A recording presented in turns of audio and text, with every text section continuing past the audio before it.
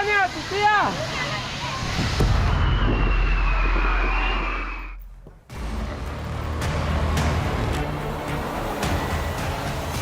Un verdadero caos se vivió durante las fiestas patronales en Amatitán, Jalisco.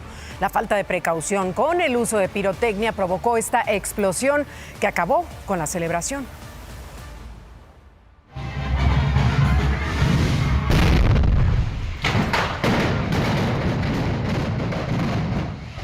¡Tania, tu tía! Sí, vayan, llévense a los niños. Un momento de fiesta y celebración, en segundos se convirtió en toda una tragedia. Una fuerte explosión acabó con la alegría de la gente reunida en el atrio de la parroquia de la Inmaculada Concepción, en Amatitán, Jalisco, durante las fiestas patronales. Previamente, un hombre hacía faenas con el tradicional torito de pirotecnia, sin saber que la tragedia estaba cerca. Las personas se divertían huyendo de los cohetes que salían disparados por todas partes. Lamentablemente, uno de estos cohetes alcanzó un tanque de gas de un puesto de comida colocado a un costado de la iglesia. De inmediato, se desató el caos.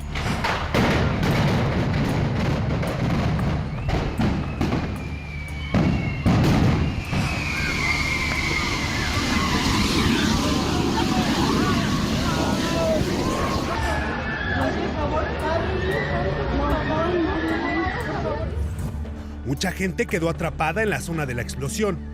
Algunos intentaron auxiliarlos, pero era imposible frente a las llamas provocadas por el gas. Al lugar llegó personal de protección civil municipal y estatal, así como servicios de emergencia y bomberos para atender a los heridos. De manera preliminar se confirmó la muerte de una mujer de 52 años y al menos 13 personas fueron trasladadas a hospitales.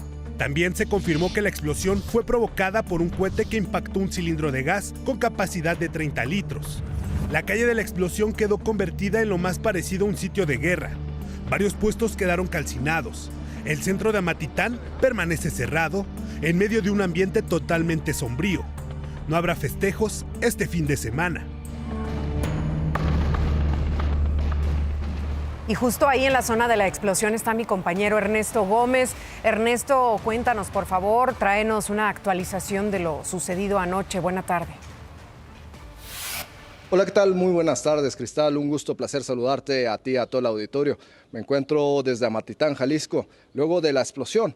Nos reportan al momento 25 personas lesionadas y una mujer fallecida de 52 años, María Teresa Ríos, también su esposo, lesionados. Aquí tenemos el sentir de una de las personas que presenció esta explosión. Yo lo que vi que fue una muchacha arrastrándose para correr de las llamas. Y ya cuando yo reaccioné, ya fue cuando yo me sentía que me iba a desmayar y fue cuando fui con mi mamá que no podía.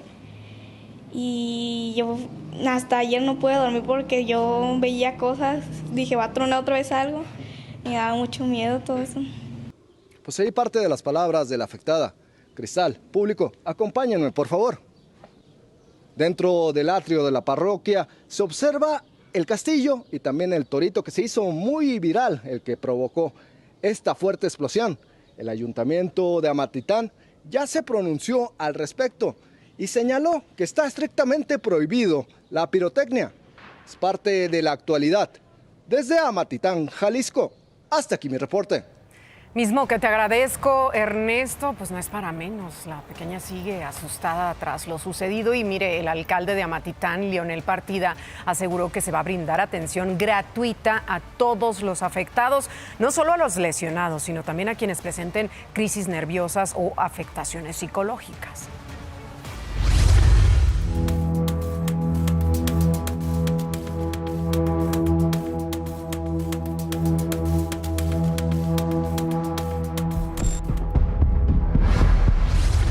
Más adelante, un maestro en Sonora es acusado de sacar dinero de las mochilas de los estudiantes. En un momento le doy todos los detalles. A ver, güey. Acá se lincha, pendejo. Al otro le vas a traer arma y te vas a chingar a alguien. Tu puta madre. A ver. ¿Qué barrio? ¿Qué barrio? Quiere las llaves de su camioneta del señor que le robó. Si está, esa es prueba. Ah, las llaves, güey. Saca las llaves. ¿Y cómo es que tenía las llaves este ratero? A ver, hijo de tu madre, fue con violencia, va.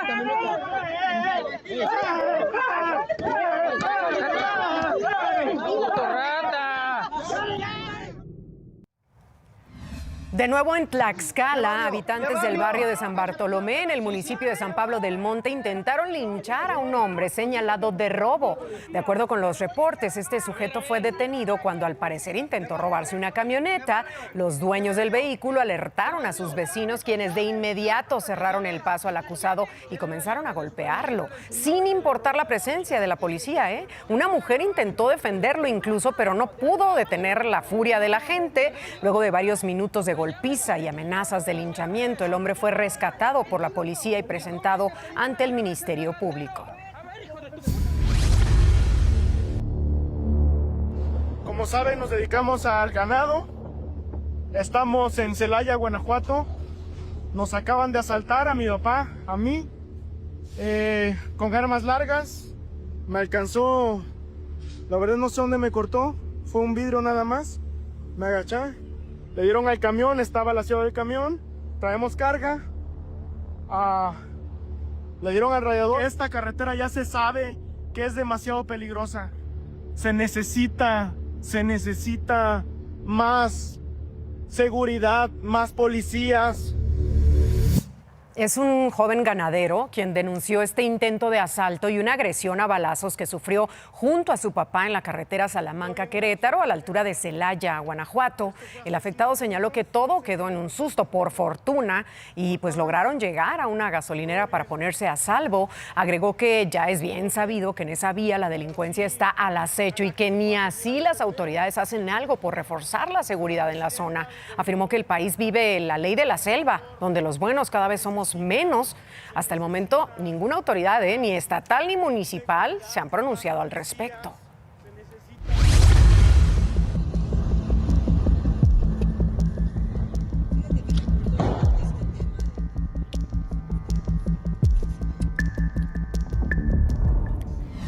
Esto sucedió en plena aduana de San Luis Río Colorado, en Sonora. Momentos de tensión porque funcionarios de aduanas y protección fronteriza de Estados Unidos intentaron detener a un automovilista que buscaba cruzar hacia México. De acuerdo con la aduana, el conductor evadió una revisión del lado estadounidense e ingresó impactando una camioneta. Elementos de la Guardia Nacional de México dispararon a los neumáticos para detenerlo. No lograron su objetivo.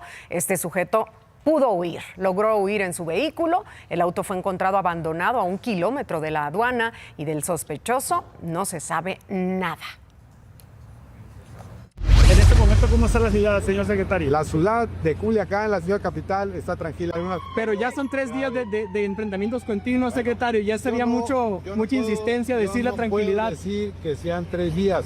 Son momentos, son horas, pero no días.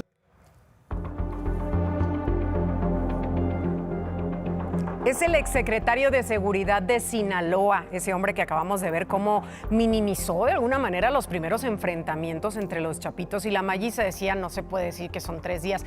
Ya son más de 600 días. ¿Y qué cree? Fue detenido en Estados Unidos. Gerardo Mérida, general en retiro del ejército, está señalado de tener vínculos justamente con los Chapitos, el grupo que lideran los hijos del Chapo Guzmán. De acuerdo con documentos judiciales, Gerardo Mérida fue capturado el lunes en Arizona. Un día después, el martes, compareció ante el magistrado Eric Markovich. Ahí Mérida aceptó ser trasladado al Distrito Sur de Nueva York, donde tiene las acusaciones en su contra precisamente. En estos momentos, ahí en esa corte se realiza su primera audiencia. Recordemos que el exsecretario de Seguridad de Sinaloa enfrenta acusaciones relacionadas con conspiración para la importación de narcóticos, posesión también y conspiración para poseer ametralladoras. armas y artefactos explosivos. Y mire, esta tarde el Gabinete de Seguridad informó que el exsecretario de Seguridad de Sinaloa, Gerardo Mérida, ingresó a Estados Unidos desde Hermosillo, Sonora, cruzó por la garita de Nogales hacia Arizona. Ahí quedó bajo custodia del Cuerpo de Alguaciles de Estados Unidos. Aseguran que mantienen comunicación institucional con las autoridades de Estados Unidos. Pero, ¿qué dice la acusación de la Corte de Nueva York sobre el exsecretario de Seguridad de Sinaloa? De acuerdo con el documento, Gerardo Mérida recibió sobornos de hasta $100,000 mensuales por parte de los Chapitos para no interferir en el tráfico de drogas hacia Estados Unidos. Además, les proporcionaba información sobre los operativos federales que realizaban en sus narcolaboratorios a fin de que pudieran escapar y sacar la mayor cantidad de droga posible. Y no solo eso, al ser secretario de Seguridad del Estado, los Chapitos le habrían pedido no detener a los miembros de este grupo y solo hacer detenciones de sus rivales. De acuerdo con el registro del Buró Federal de Prisiones de Estados Unidos, Gerardo Mérida ha pasado estos días en la cárcel de Brooklyn junto a personajes como el Mayo Zambada, Caro Quintero y Nicolás Maduro.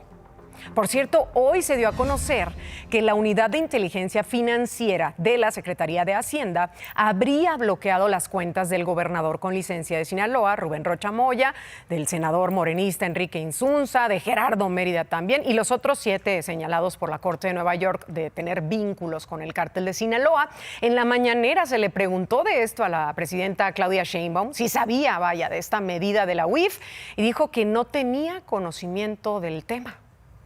En Culiacán, el recién creado Grupo de Operaciones Especiales Sinaloa detuvo ayer a 10 presuntos sicarios en 2 acciones distintas. En la primera, los elementos fueron atacados cuando realizaban recorridos al norte de la ciudad. En este enfrentamiento, 3 hombres armados resultaron heridos y fueron detenidos. También 2 elementos resultaron lesionados por los balazos. Esto derivó en otros operativos en la colonia Barrancos y en el fraccionamiento Valle Alto, donde detuvieron a otras 7 personas quienes portaban armas en la calle. Además de las detenciones, se aseguraron armas, cartuchos y chalecos tácticos.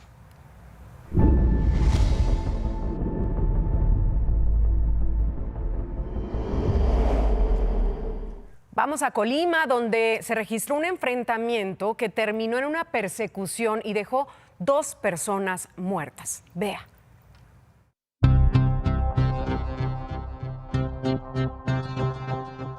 Así se desató una balacera entre sicarios del cártel Jalisco Nueva Generación, marinos y policías de Colima, que dejó como saldo 2 muertos. Todo comenzó la madrugada de ayer, cuando 2 autos compactos en los que viajaban 6 sujetos armados llegaron a un motel de la ciudad de Colima. Tras esto, se reportó al 911 la presencia de estos tipos, por lo que minutos después llegaron al lugar marinos y policías estatales. Pero al ingresar al motel fueron recibidos a balazos. Los delincuentes se subieron a sus coches para escapar del lugar, mientras los agentes federales y estatales se bajaron de su vehículo para intentar repeler la agresión. El primer auto blanco salió a toda velocidad e intacto del motel. Segundos después, el otro coche quiso hacer lo mismo, pero no tuvo la misma suerte, pues los agentes lo rafaguearon.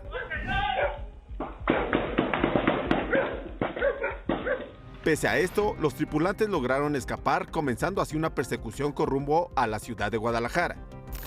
En su huida, uno de los autos de los delincuentes chocó y fue ahí cuando fueron alcanzados por los agentes, quienes nuevamente fueron recibidos a balazos. Al repeler la agresión, los 2 sicarios que viajaban en ese coche fueron abatidos. Los otros 4 lograron escapar. La intención de estos elementos era ejecutar a una persona, era cometer un homicidio. Su actividad, por lo menos de esta célula, es el sicariato. Son ellos especializados en ejecutar homicidios, en perpetrar homicidios, y a eso se dedican.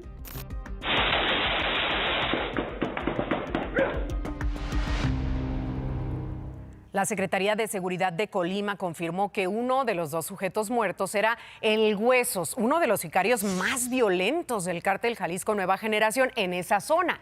También detalló que en el lugar donde fue abatido se encontró una metralleta FN Mini-Mi, la cual puede disparar entre 800 y 1000 rondas por minuto. Agregó que es la primera vez que se detecta una de estas armas en poder de células delictivas ahí en Colima. Y en más temas de violencia, un grupo armado asesinó a 2 personas personas en el estacionamiento de una plaza comercial en Ciudad Juárez, Chihuahua. Uno de los hombres intentó huir, pero fue alcanzado cuando quiso salir del estacionamiento. El otro fue asesinado dentro de su camioneta. En el auto viajaban con él una mujer y una niña, a quienes los asesinos les perdonaron la vida, pero presenciaron todo el ataque. Estos disparos provocaron pánico, claro, entre las personas ahí dentro de la plaza, quienes trataron de esconderse. Los agresores huyeron del lugar sin ser detenidos. Y justo hablando de asesinatos, mire, ayer se registraron 31 en todo el país. Esto de acuerdo con las cifras preliminares que da a conocer todos los días la Secretaría de Seguridad Federal. Esta es la segunda cifra más baja de todo el sexenio de la presidenta Sheinbaum. Recordemos que el 5 de febrero, también jueves, se registraron igual 31 asesinatos.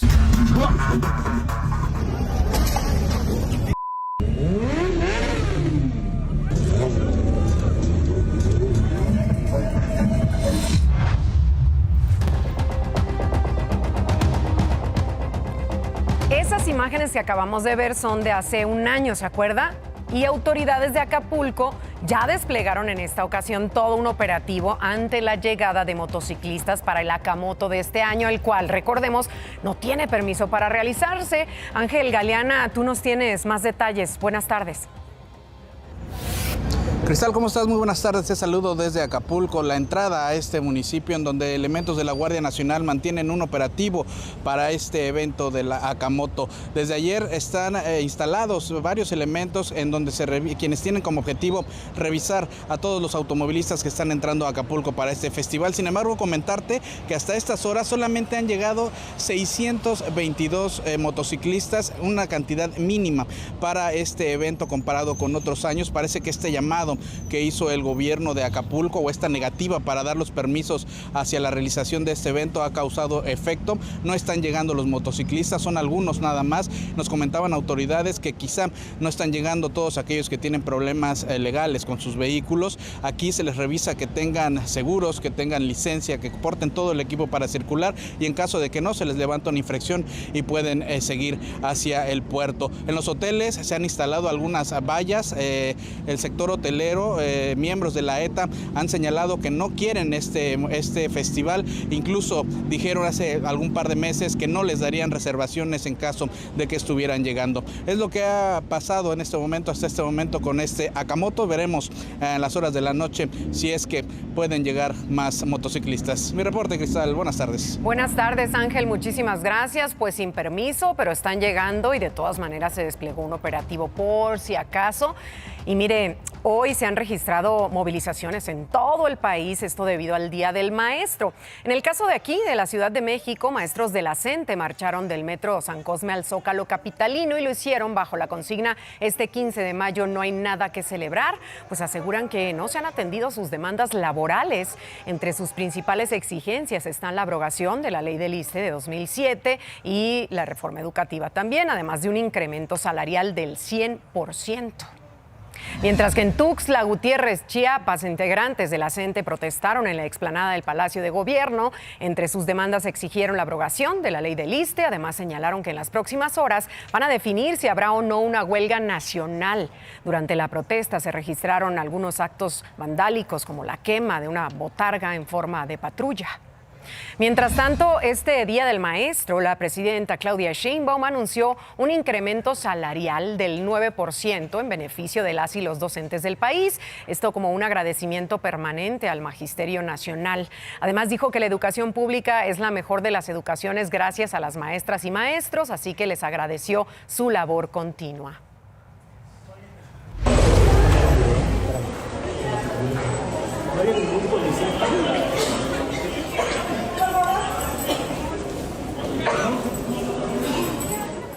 Así como lo vio, lanzaron petardos dentro del metro. Un grupo de presuntos porros terminó una pelea dentro de la estación La Raza, aquí en la Ciudad de México. Como vimos, los pasillos del conocido Pasillo de la Ciencia se llenaron de humo. El metro informó que por esto una persona requirió primeros auxilios porque presentó algunas lesiones menores y después se fue del lugar con un familiar. De acuerdo con el metro, policías tuvieron que intervenir para controlar la riña. ¿Cuánto tiempo lleva buscando esa bahía? Minutos, pero aparte que esté en obra, pues no hay señalamientos, ¿no? Y claro, es complicado. Más adelante, ¿cómo están funcionando esas zonas destinadas a los taxis de aplicación en el aeropuerto de la Ciudad de México? ¿Qué dicen los pasajeros?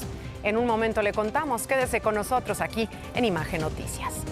Laida Sansores, la gobernadora de Campeche, ya respondió a los señalamientos que se le hicieron después de ser exhibida con joyería Cartier carísima, un valor de $1,000,000 más o menos. Sobre la falta de liquidez de su gobierno, dijo que ella jamás tomaría el dinero del pueblo porque sería inaceptable. Y escuche qué es lo único que según ella usa.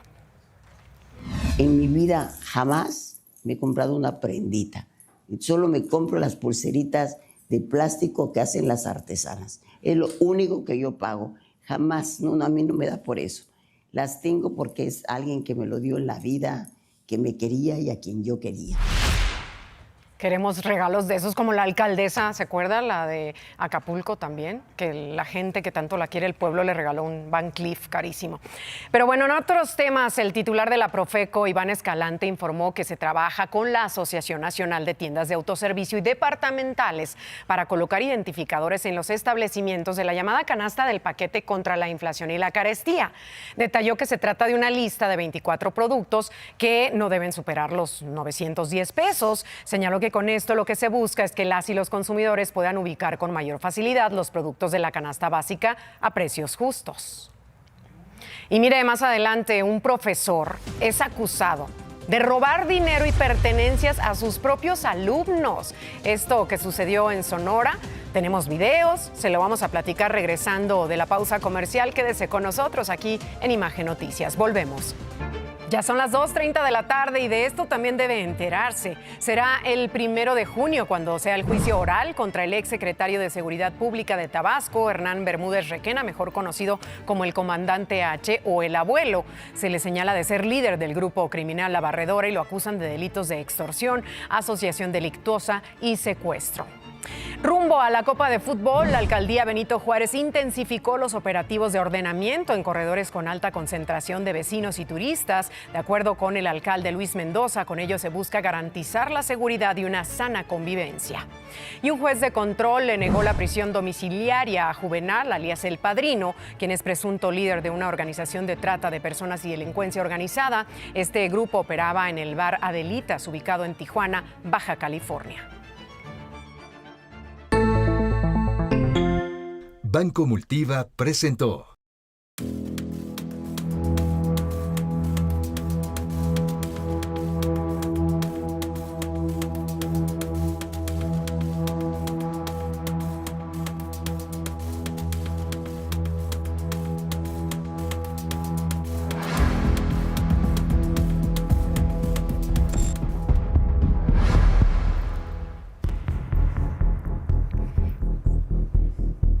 Ya lo vio, ese profesor de la materia de Ética y Valores del Centro de Estudios Tecnológicos del Mar número 32, que está ubicado en Empalme, Sonora, revisó así las mochilas de sus alumnos mientras estaban fuera del salón de clases. Los estudiantes acusan que les robó dinero, piden que se haga justicia. El director de la escuela confirmó lo ocurrido y señaló que el profesor fue separado de su cargo. Hasta el momento no hay una postura oficial de la Secretaría de Educación y Cultura del Estado respecto al procedimiento disciplinario hacia el profesor. Vamos contigo, mi querida Adriana Treviño. Lluvias, onda de calor y ahora vienen los ciclones. Cuéntanos. Así es, mi querida Cristal. Primero te cuento que se mantiene una onda de calor en 23 estados con máximas de 40 a 45 grados en Baja California Sur, Sonora, Sinaloa, Chihuahua, Coahuila, también en Durango, Michoacán, Guerrero, Morelos y Oaxaca.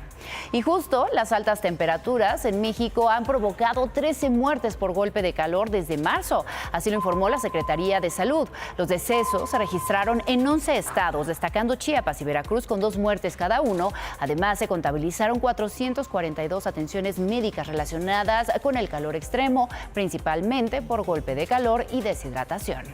Y en contraste, hoy se esperan lluvias fuertes en Jalisco, Michoacán y Chiapas y chubascos en Coahuila, Nuevo León, Zacatecas, Colima, Guerrero, Estado de México, Oaxaca, también en Tabasco, Campeche, Yucatán y Quintana Roo.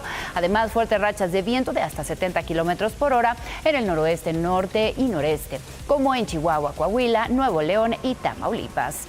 Y hoy también inicia oficialmente la temporada de lluvias y de ciclones tropicales en el Océano Pacífico y será más activa de lo habitual, con un total de hasta 21 sistemas con nombre, de los cuales 9 o 10 serían tormentas tropicales, 5 o 6 huracanes, categoría 1 o 2, y entre 4 y 5 huracanes de categoría 3, 4 o 5.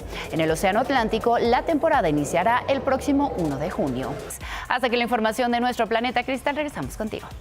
Gracias, Adri. Habitantes de la alcaldía Venustiano Carranza, aquí en la Ciudad de México, señalaron total falta de atención por parte de la administración de Evelyn Parra ante denuncias por maltrato animal y tala ilegal. De acuerdo con la Procuraduría Ambiental y del Ordenamiento Territorial, en Venustiano Carranza suman 55 ya quejas por maltrato animal y no todas han sido atendidas, mientras que la tala ilegal es la segunda queja recurrente entre los vecinos de esa zona. Más adelante, ¿cómo operan las zonas para los taxis por aplicación en el aeropuerto capitalino? Estuvimos ahí, vamos a escuchar qué dicen los usuarios, por supuesto. En un momento le contamos aquí, regresando del corte en Imagen Noticias. Quédese. Usuarios del Aeropuerto Internacional de la Ciudad de México se enfrentan a una elección difícil: pagar una tarifa alta y tomar un taxi concesionado a la salida de su vuelo, o tratar de ahorrarse varios cientos de pesos y pedir un taxi de aplicación, pero perderse en el camino a encontrarlo. Vea. Ir del aeropuerto al Zócalo capitalino en taxi autorizado nos va a salir en 370 pesos, pero si elegimos un taxi por aplicación, el costo es de 159 pesos. ¿Pero qué implica esta segunda opción que nos ahorra un poco más de la mitad de dinero? Ahora vamos a iniciar el trayecto desde la Terminal 2 hacia la bahía que está al exterior. Al parecer es por este camino, no hay señalamientos, pero bueno, vamos a seguir a las personas que ya van adelante. Pues resulta que sí era para el otro lado, pero no vimos los señalamientos porque no los hay. Pero bueno, ya nos indicaron que este va a ser el acceso peatonal que nos llevará directamente a las bahías. Sin embargo, como continúan las obras, hay que recorrer de este lado, cruzar el estacionamiento y bueno, llegar finalmente a donde podamos abordar nuestro taxi por aplicación. ¿Cuánto tiempo lleva buscando esa bahía? Minutos. Pero aparte que esté en obra, pues no hay señalamientos, ¿no? Y claro, es complicado. Ya llegué a la bahía, no está segura, no pueden pararse los taxis, no te sientes seguro, mejor me voy a regresar y voy a pagar, ni modo, un taxi de los del aeropuerto. Sí, es más caro. Que es mucho más caro, 200 pesos de diferencia. Después de un recorrido de aproximadamente 10 minutos, llegamos a la bahía. Aquí podemos tomar el taxi por aplicación o bien caminar otros 10 minutos para tomar el metro Pantitlán. Para quienes ya conocen el aeropuerto, la llegada a las bahías de abordaje es aparentemente fácil. Sin embargo, los pasajeros extranjeros o quienes pisan el aeropuerto por primera vez tardan en identificar dónde se encuentran las zonas. No somos de aquí y si supimos por dónde venir es porque pues mi hermano sí es de aquí y él nos guió todo el camino, pero yo creo que si hubiéramos venido solas capaz ya hasta nos hubiéramos perdido, más porque la zona no se siente muy segura. En la Terminal 1 el recorrido es similar, vamos a comenzar este recorrido desde la puerta 1. Aquí pues no está permitido abordar, ¿sabías? Ok, no nos desconocía totalmente. ¿Sabes hacia dónde tienes que ir para tomarlo? Ni idea, supongo que para allá. Veo que todos caminan para allá, pero desconozco. Es hacia allá, por si quieres seguir. Ok. Está un poquito complicado. ¿Lo de la construcción esa? Exacto. Ok. Este recorrido fue más corto, de 3 minutos, y termina justamente aquí, donde está la estación del metro Terminal Aérea. A pesar de que las obras están avanzando, el tiempo se agota. En menos de un mes se inaugurará la Copa de Fútbol, para la que se espera la llegada de alrededor de 5 millones de aficionados, según estimaciones del gobierno capitalino.